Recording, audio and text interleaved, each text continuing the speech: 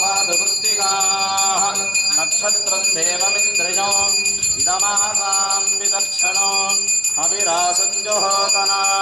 यस्य भान्तिरश्मयो यस्येमा विश्वा भुवनानि सर्वा सकर्तिकाभिरभिसंवसानः अग्निर्नो देवस्य विदेदधातु सानो यज्ञस्य सुविदे दधातु यथा जीवेम शरदः समीराः रोहिणी देव्यः पुरस्तादो विश्वारूपाणि प्रति आप्यायमानो बहुधा रेतः प्रजाञ्यजमाने दधातु यत्ते नक्षत्रं मृगशीरुषमस्ति प्रजगो राजन् प्रजतमं प्रजाणाः तस्मै ते सोमहविषाक्षो देवानां पतिरग्निजानाः नक्षत्रमस्य हविषा विधेम आनः प्रजागो मोदवीरान् हेते रुद्रस्य परिणो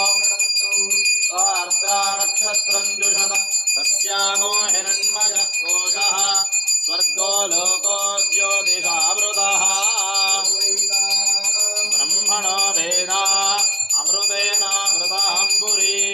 तस्मै ब्रह्मज ब्रह्माज आजुःकीर्तिं प्रजा नः पुनरेताञ्जह्नो पुनर्नो देवा अभयन्तु सर्वे पुनः पुनर्वा हविषा जजामः एवान देव्यतिरनर्वा विश्वस्य भर्त्री जगतः प्रतिष्ठा पुनर्वसु हविषा वर्धयन्ति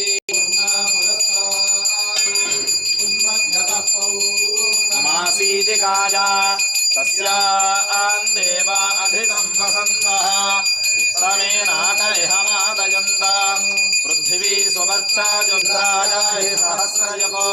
अग्निर्विभ्रास्ति वसनः वायुश्वेतसिकद्रुकः संवत्सरो विषुवर्णैः नित्यास्ते नुतरास्तव सुब्रह्मण्यो गो सुब्रह्मण्यो गो सुब्रह्मण्यो